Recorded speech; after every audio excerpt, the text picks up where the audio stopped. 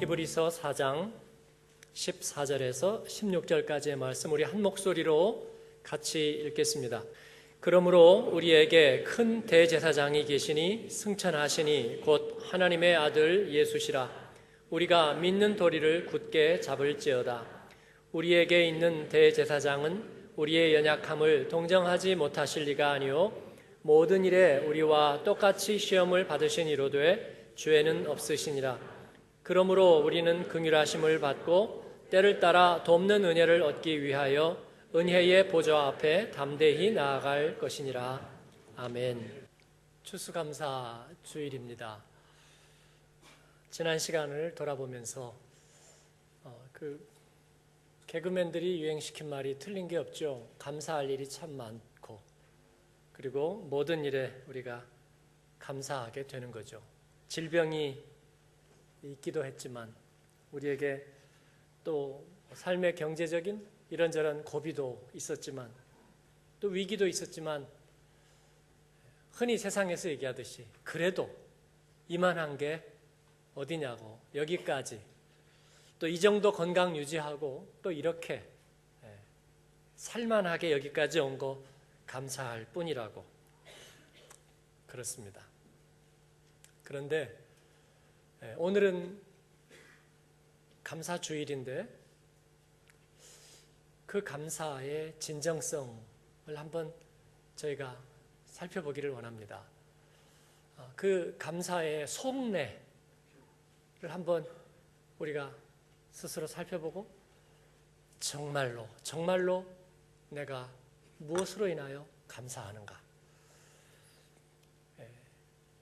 쉽게 줄여서 말씀드리면 무엇 때문에 우리가 갖는 감사입니까? 조건에 대한 것입니까? 아니면 누구로 인해서 감사하는 것입니까? 우리는 하나님으로 인해서 감사합니까? 아니면 하나님과 함께 허락된 조건 때문에 감사하는 것입니까? 결국 그게 그거 아니겠냐고요. 그렇죠? 하나님 믿으니까 이런저런 일들 가운데서 감사하게 되는 것 아닌가요? 또 주님 안에서 이 모든 일들을 내가 형통하게 바라보기 때문에 하나님께 또 감사할 수 있는 것 아닌가요? 예, 그게 그거 같습니다. 문제는 우리가 감사한다고 말할 때 그렇게 마음속에 깊은 진정성이 그렇게 자주 우러나는 것은 아니라는 것. 오늘 추수감사주일이니까 감사합니다는 얘기 여러 번 하고 지나갈 수도 있겠으나 그러나 우리가 진정한 우리의 마음속에 감사와 감격의 그 근원지는 무엇인가 한번 여러분과 말씀 속에서 나눠보고 싶습니다. 거두절미하고 유명한 예수님의 비유 하나 여러분과 함께 나누겠습니다. 99마리 양의 비유 혹은 잃어버린 한 마리 양의 비유. 제목을 어떻게 붙이실지는 여러분의 자유입니다. 그런데 예수님께서 이 비유를 우리에게 말씀해 주셨어요. 성경에는 이것을 하나님 나라 비유라 그렇게 말씀하고 있는데 예수님께서 하필이면 이 비유를 통해서 우리에게 말씀하실 때는 목적이 있습니다. 그 목적은 뭐냐면 하나님에 대해서 우리에게 알려주시려고 하는 것입니다. 히랍의 신들은 우리하고 성정이 비슷하기 때문에 뭐 봐도 별로 차이가 없어요. 조금 더 변덕스러운, 조금 더 탐욕스러운, 아니면 조금 더 포용력이 좋은 뭐 그런 부분이 있을지 몰라도 그러나 하나님은 우리와 다릅니다. 그렇기 때문에 우리는 하나님을 다 알 수가 없어요. 예수님께서는 비유를 통해서 그 하나님이 어떤 분이신지 하나님의 성품에 대해서 우리에게 알려주고 싶어 하십니다. 그 중에 하나가 바로 이 잃어버린 한 마리 양의 비유입니다. 양을 100마리 돌보는 목자 혹은 목동이 살고 있었습니다. 여러분 100마리 양을 치는 목동이면 어떨까요? 스위스에서라면 굉장히 부유할 것 같습니다. 그리고 그 양들도 굉장히 깨끗하고요.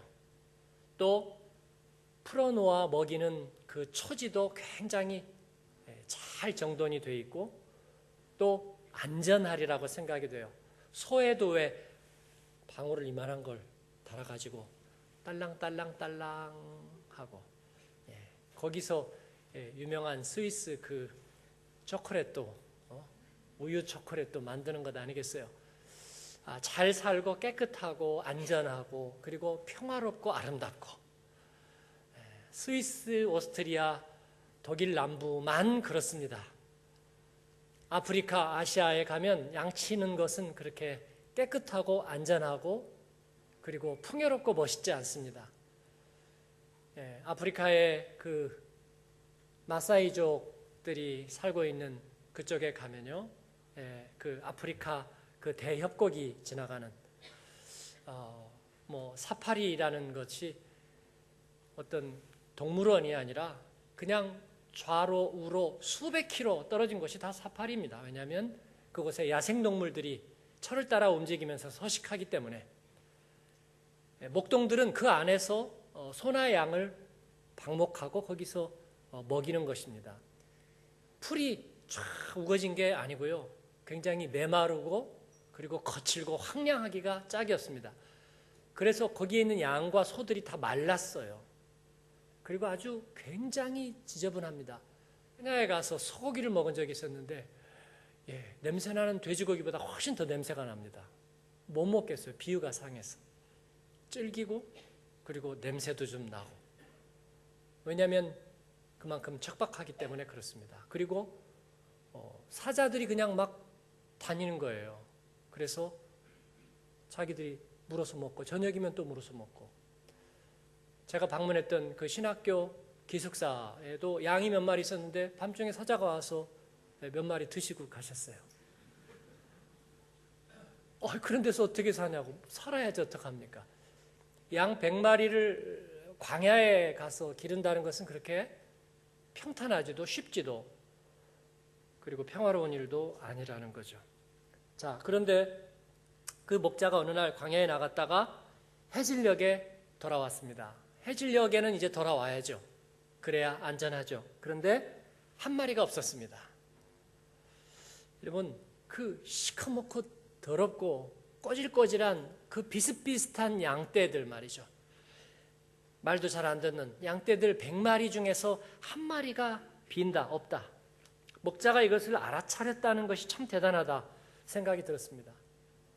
아마 그 한 마리를 출석 불러서 찾아내려는 그 집념도 대단하다 생각이 됩니다. 그런데 이 목자는 한술 더 떠서 조금 더 이상합니다. 뭐냐면 한 마리가 모자란 것을 찾아낸 것도 기적 같지만 99마리를 우리에다가 채 넣지도 않고 그냥 거기다가 버려둔 채로 깜짝 놀라서 그 한 마리를 향해서 그 어두워져가는 광야 골짜기로 다시 떠나는 것입니다.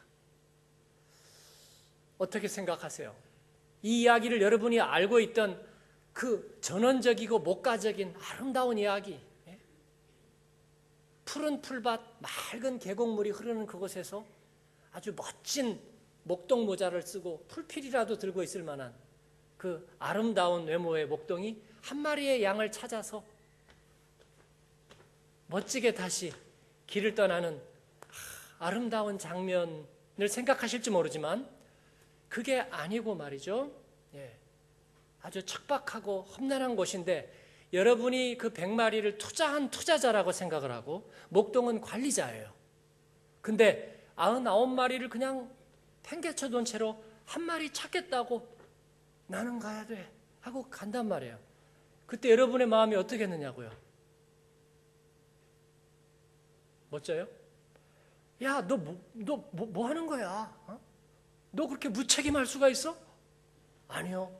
저는 한 마리를 사랑해야 돼요. 야, 네가 무슨 수뇌부 주인공인 줄 알아?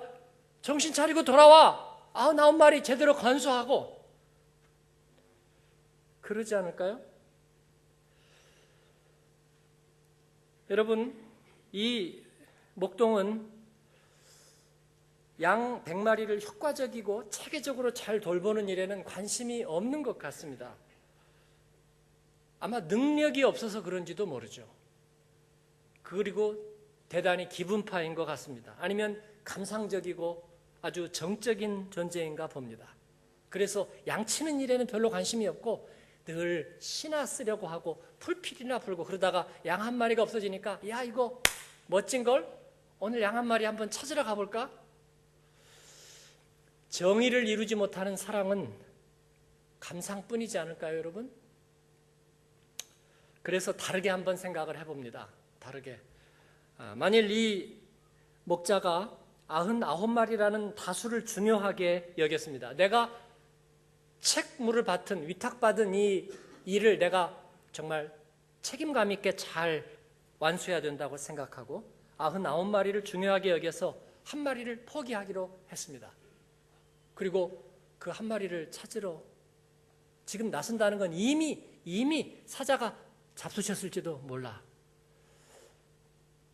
제가 그 케냐에 가서 경험한 거지만 사자들은 하루에 자기의 먹고 싶은 것만 먹으면 더 이상은 거들떠보지도 않고 잠을 잡니다. 그래서 새벽이나 아마 저녁에 배가 고프면 그 시간에 야음을 틈타서 사냥을 하고,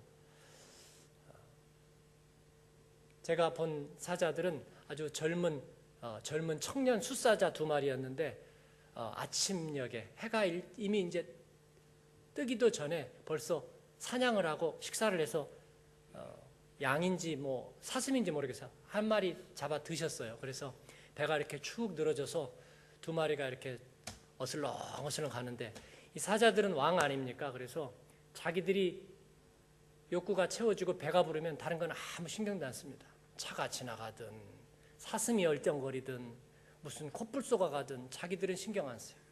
왜냐하면 넘버원이니까. 그런데 그 2마리 숫사자가 목까지 까매요. 그러니까 그 늪에다가 목만 남기고 숨어서 잠복을 해가지고 그 먹잇감을 노획을 한 거죠. 그러니까 머리는 하얗고 다 나머지는 진흙에 까맣게 묻어 있는데 그렇게 매복했다가 사냥하고 먹은 거죠. 여러분, 이 양 한 마리도 그렇게 이미 사자에게 희생당했을 수 있습니다.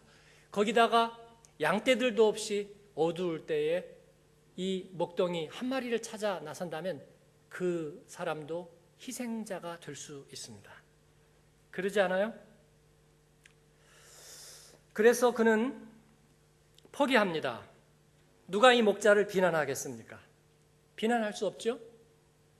그러면 누가 감사할까요? 99마리 양이죠. 누구에게?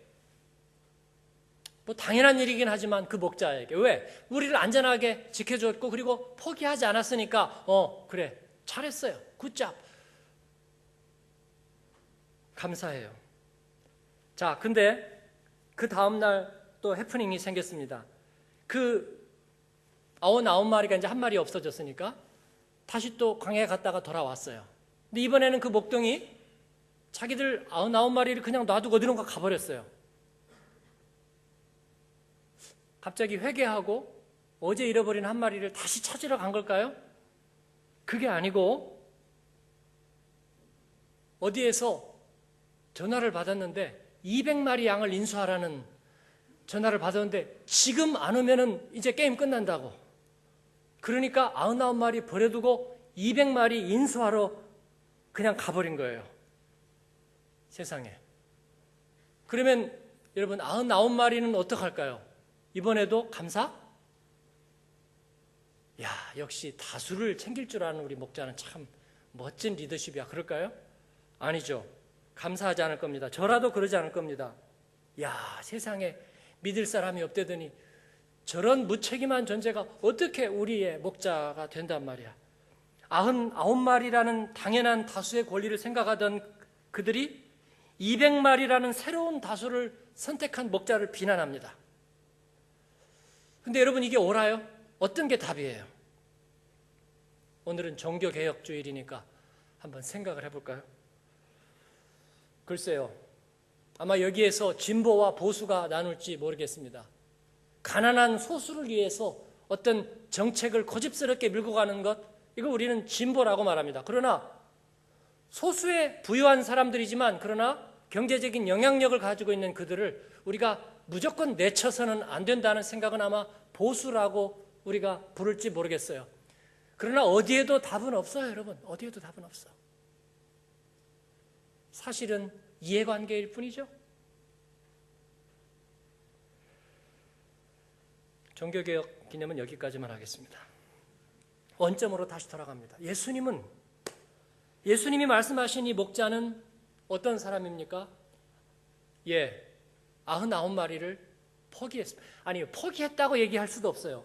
그냥 한 마리의 양이 잃어버린 줄 알고 찾아서 떠나는데 자기의 생명도 걸고, 이 스위스에서 잃어버린 게 아니라니까요. 마사이 그 지경 안에서 잃어버린 거라니까요. 그래서 자기 목숨을 걸고 찾아 나서는 거예요. 사자와 맹수들이 설치는 계곡을 홀로 밤새 헤매면서 이 양을 찾습니다. 자, 감정이입해 보십시다. 이 상황을 보는 우리의 마음은 어떤가요? 세 가지로 나눌 수 있어요. 시간대별로. 첫 번째, 불안합니다. 99마리는 어떻게 됐을까? 내가 투자한 양들은 어떻게 될까? 혹은 사자떼들이 머리가 좋아서 더 많은 양을 잡아먹기 위해서 한 마리 양으로 목자를 유인하고 떼어놓은 것은 아닐까? 덫을 친 것은 아닐까? 이 목자는 도대체 이 파국을 어떻게 풀어나가려 하는 것일까? 왜 저렇게 어리석을까? 그러다가 두 번째 마음, 시간이 지나면서 이제 분노가 치밀어 오릅니다. 아니, 저 무모하고 어리석은 목자 때문에 얼마나 많은 양들이 어려움과 희생을 당할까 생각하니까 부활을 참을 수가 없는 것입니다. 왜 하나는 알고 둘은 모르냐 말이죠. 저런 목자에게 리더의 자격이 있는가? 또 시간이 흘러 세 번째 마음이 생깁니다. 왜냐하면 시간이 흐르는데 이제는 지치기도 하고, 그리고 이 목자의 모습을 가만히 보는 것입니다. 그런데 이 목자가 좀 이상합니다. 골짜기에서 굴러 떨어지고 발이 삐고, 그리고 가시에 찔려서 손이 찢기고, 배도 고프고, 맹수의 울음소리도 들리고, 그리고 집에서는 점점 멀어지고, 마실 물도, 그리고 추위를 견딜 옷도 그에게는 없습니다. 그런데 never give up, 포기하지 않는 것입니다. 그리고 마치 뭐에 홀린 듯이 끝까지 찾아가는 거예요. 그러다 보니까 우리가 처음에 손익계산을 했던 마음들, 분노했던 마음들 대신에 이제는 한 가지 생각밖에 안 남게 됐습니다. 왜 그럴까, 저 사람 도대체? 그는 누구일까? 도대체 무슨 마음일까? 최대 다수의 최대 행복? 아니면 목자란 어떠해야 된다? 책임감, 리더십? 그런 생각이 아무 쓸데가 없고, 이제는 이 목자의 정체가 무엇인지, 그는 도대체 어떤 사람인지가 궁금해지는 것입니다. 여러분, 그는 누구일까요? 그는 30명 한 클래스를 인도하는 교사가 그 학생들 전체를 평균 75점짜리로 보지 않는 것처럼, 어떤 사람은 부자고 똑똑하고 그리고 공부 잘하고 착실한 학생이고, 어떤 애는 가난하고 그래서 조금 부족하고 그리고 30점짜리 학생이고, 아니요, 그런 구별로 보지 않는 교사와 같습니다. 그러기 전에 그 한 학생에게 자기 교사 생명을 다 거는 그런 이상한 교사. 왜 이 목자는 밤새도록 목숨을 걸면서 그 양을 찾으려 했을까요? 한번 생각해 보십시오. 왜 그랬을까요? 왜 그래야만 되었을까요? 왜 도대체? 분명한 것 한 가지가 있습니다. 그는 그 양의 처지를 의인화하자면 그 양의 마음과 심정을 너무나 절절히 잘 알고 있다는 것입니다. 그래서 그 양을 포기할 수가 없는 것입니다. 오래전에 벌써 몇십 년이 지난 거죠. 대구에서 개구리 소년들이 있었죠. 뒷동산에 개구리를 잡으러 갔다가 돌아오지 않은 소년들. 그 가족들이 오랫동안 찾았지만 결국은 그 아이들은 돌아오지 않았습니다. 실종됐어요. 아마 납치되어서 살해되지 않았을까 그렇게 생각하죠. 그 중에 한 아버지가 그 이후에 자기의 모든 삶을 다 포기하고 재산을 다 팔아서 트럭을 하나를 사고, 그래서 10년 이상 그 아이를 찾으러 다닌 이야기가 신문에 난 적이 있어요. 아마 10년, 20년 그 이상이었을 거라고 생각해요. 근데 여러분 한번 생각해 보세요. 왜 그랬을까요? 왜 그랬어야 되었을까요? 왜냐하면 그 부모에게 그 자기 아이의 모습, 마음, 생각, 두려움, 이 모든 것이 하나하나가 다 잊을 수가 없기 때문입니다. 너무나 다 깊이 그가 느낄 수 있기 때문입니다. 우리 아이가 개구리 잡으러 나갈 때 신고 간 그 운동화 내가 잊을 수가 없기 때문입니다. 분명히 생각이 나기 때문이에요. 왜냐하면 엄마 손을 잡고 그 신발을 사러 갔을 때 그 아이의 표정을 내가 잊을 수가 없기 때문입니다. 그리고 그 신발을 신겨줄 때 기뻐하는 모습을 내가 잊을 수가 없기 때문이에요. 그리고 저녁이 오면 그 아이가 저녁에 어떤 모습으로 엄마에게 다가오는지 그것을 내가 잊을 수가 없기 때문이에요. 아침에 눈을 뜨고 눈을 비빌 때 얘가 어떤 마음을 갖고 있는지 내가 알기 때문이에요. 얘가 열이 나서 고통스러울 때, 코가 막혀서 숨을 잘 쉬지 못할 때 어떤 마음과 기분인지를 내가 너무나 잘 알고 있기 때문이에요. 그런데 그 아이를 누군가가 억센 손으로 잡고 데리고 가서 신발이 벗겨져서 끌려갈 때 그 아이가 그 신발 때문에 슬퍼하고 우는 그 마음이 엄마에게 너무나 분명하게 느껴지기 때문이에요. 그리고 그 두려움, 그리고 엄마 집에 가고 싶어, 배가 고파, 목이 말라요, 나 삐삐하고 싶어, 그 마음 하나하나가 하나도 빠짐없이 다 가슴에 느껴지기 때문이에요. 그리고 잠이 와요. 그리고 밥이 들어와요. 그리고 내가 그냥 잊어버려야지. 세상에서는 이런 절망이, 이런 슬픔이, 이런 이해할 수 없는 일이 일어날 때 사람들이 그렇게 그 마음을 표현합니다. 환장을 하겠다고 그럽니다. 그래서 차라리 실신해버리는 거예요. 차라리 절도해버리는 것입니다. 정신줄을 놓는 거죠. 여러분, 그러나 어떤 부모라도 그렇게 사랑하고 정말 이를 위해서는 모든 것을 포기할 수 있는 마음을 가진 사람이라도, 그러나 마지막 순간까지, 그 슬픔을 마지막 순간까지 바라볼 용기가 있는 사람은 사실은 없어요. 왜냐하면 우리는 그걸 견디지 못하기 때문에 그래요.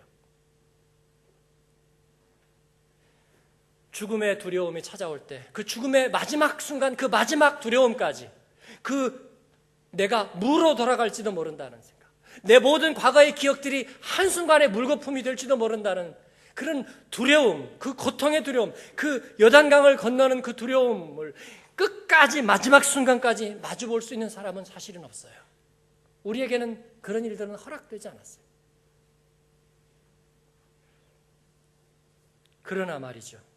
그러나 누군가가, 어떤 인격적인 존재가 우리의 그 모든 마음을 하나하나 낱낱이 다 헤아릴 수 있다면, 다 이해할 수 있다면, 그리고 마지막 두려움, 마지막 슬픔의 한 방울까지 다 직면하고 바라보고 그리고 그것을 겪어내었다면 어떻게 할 거냐 말이에요.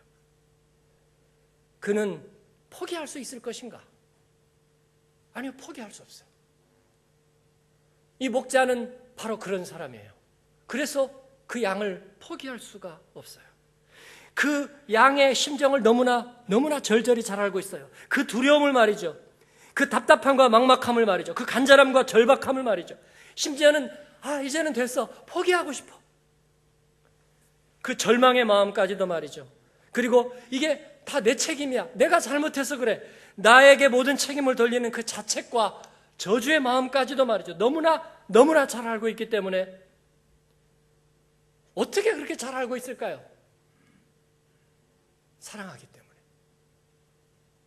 그 자신과 동일시하기 때문에, 그리고 그 양을 위해서 자기의 생명을 주려 하기 때문에, 그래서 그는 포기할 수가 없는 거예요. 여러분 한번 생각해 보세요. 이 정도 됐는데 포기할 수 있겠는가 말이에요. 10년, 20년, 30년을 여러분이 숨소리 하나까지 다 알고 있어요. 숨소리 하나까지. 눈물의 색깔조차도 내가 다 알고 있어요. 근데 그가 지금 어려움에 처해 있어요. 내가 포기할 수 있겠어요?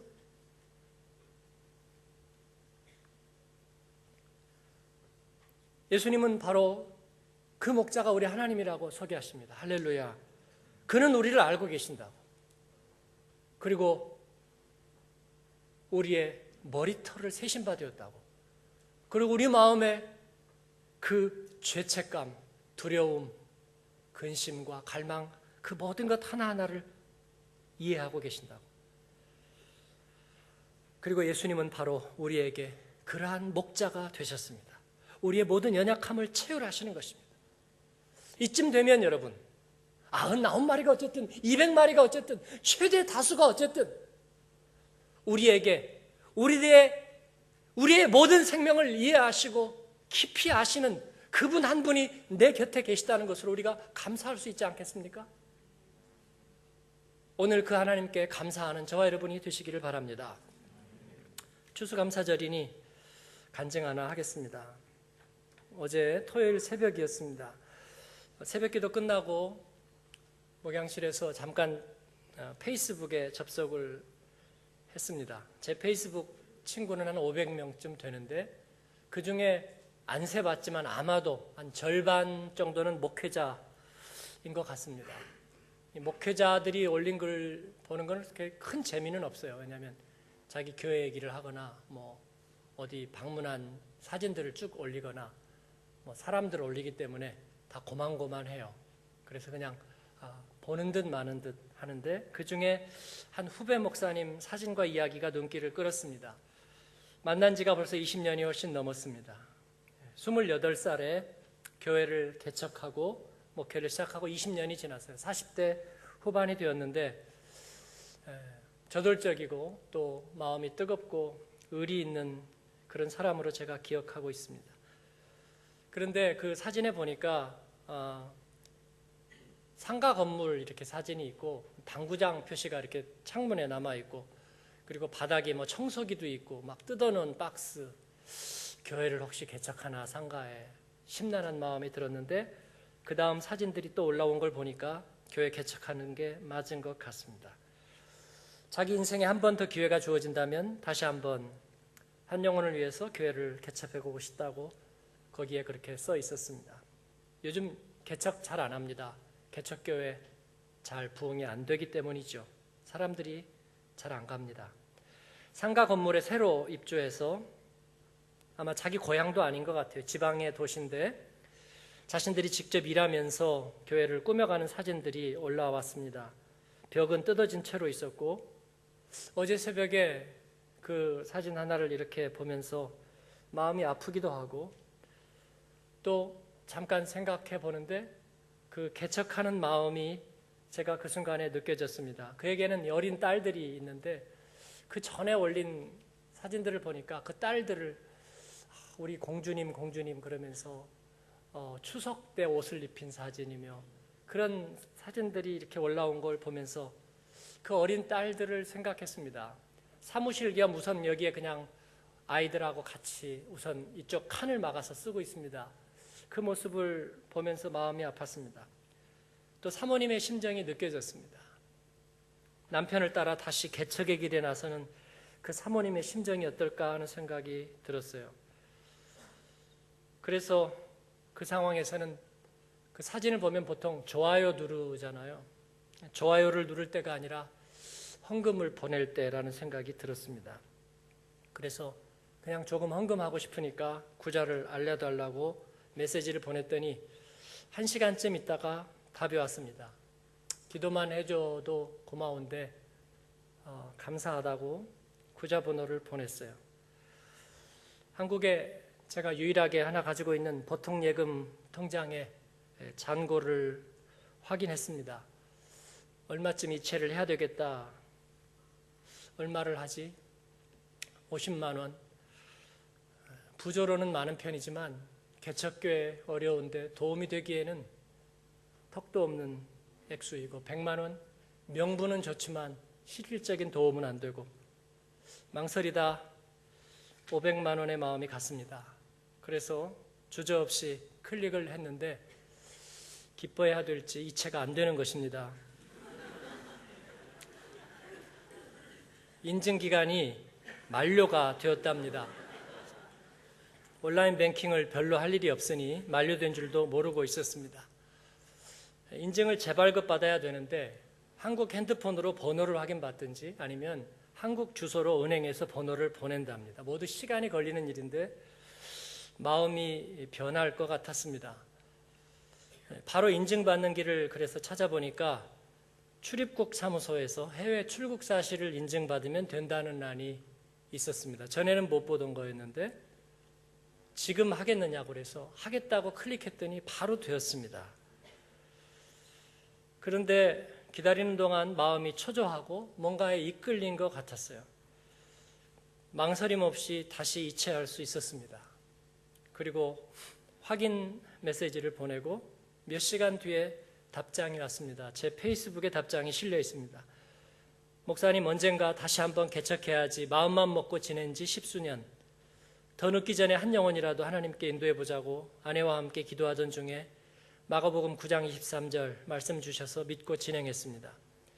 하지만 예산이 없으니 전세 월세 얻고 자재 직접 사고 친구에게 몇 달간 밥도 신세지고 청소 칠도 직접 하고 떠돌이 생활하면서 개척 준비했습니다. 2천만 원 준비하고 대출 얻고 이리저리 헌금하신 분들이 있어서 5천만 원 정도 예산했는데 전세 얻는데 다시 2천만 원 초과되고 그나마 집기는 하나님께 새것 드리고 싶어서 조금 욕심을 부리니 500이 초과되었는데 500 잔금을 월요일까지 내야 했습니다. 월요일 잔금 주는 날인데 어쩌하나 집사람과 어젯밤 오늘 아침 일어나자마자 아무것도 없는 강대상에서 기도했습니다. 그때 형님에게 페북 메시지가 온 겁니다. 놀라울 뿐입니다. 바다를 건너 이 사랑을 받으니 너무 행복합니다. 기도해 주시는 것도 과분한데 잔금을 치르게 되어 너무 행복합니다. 집사람과 껴안고 울며 기도했습니다. 간증입니다. 그러면 놀라운 일 아닙니까? 그들이 기도하고 몇 시간 지나지 않아서 얼굴 본 지 20년도 넘은 저에게 난데없이 연락이 온 것이고 액수도 맞추어진 겁니다. 여러분도 잘 아시지만 저는 그렇게 좋은 사람이 아닙니다. 저도 잠시 전율이 이렇습니다. 하나님께서 이렇게 네트워킹을 하고 또 일하시는구나 생각을 하니 마음이 감동이 되었습니다. 소금과 빛교회, 신학생 때 산상수훈 공부하면서 마음에 새겨둔 이름이라 그럽니다. 교회가 갈수록 쇠퇴해가는 한국교회에서 그 개척교회가 어떻게 쓰임받을지 저는 알지 못합니다. 그러나 주님께서 저에게 그 목회자 가정의 마음을 아주 잠깐 동안 제가 깊이 체휼하도록 함께 그 마음을 같이 느끼도록 저를 사용하시고 감동시키신 거라 저는 그렇게 믿습니다. 우리의 사실은 모든 것까지 다 아시고 체휼하시는 그 하나님께서 말입니다. 그래서 우리의 감사가 우리를 체휼하시는 이로 말미암음이라는 것을 우리에게 깨닫게 해주시는 것입니다. 사랑하는 여러분, 무엇을 위한 감사입니까?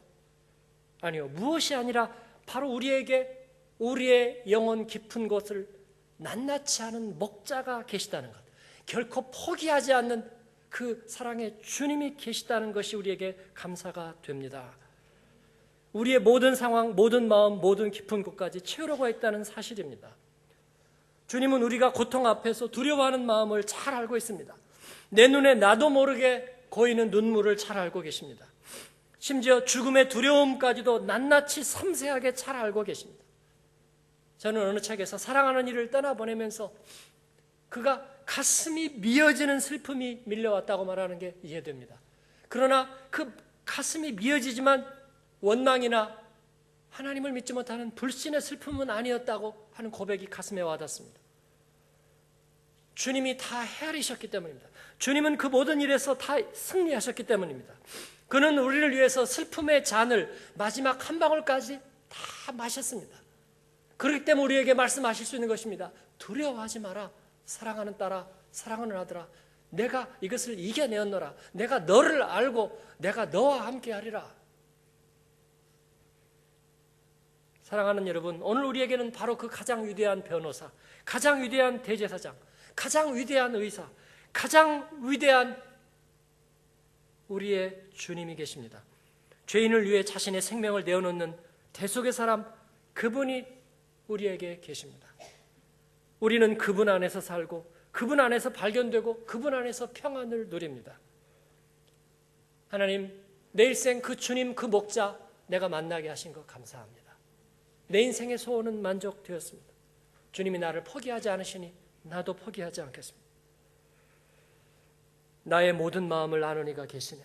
그리고 그 가운데서 이기는 이가 계시네. 그가 나를 사랑하시네. 그가 나를 바라보셨네. 그가 나를 찾으셨네. 그리고 그가 나를 포기하지 않으시네. 하나님 감사합니다. 우리 같이 한번 하나님께 그렇게 올려드리십시다. 다 같이 하나님 감사합니다. 한번 기도하겠습니다.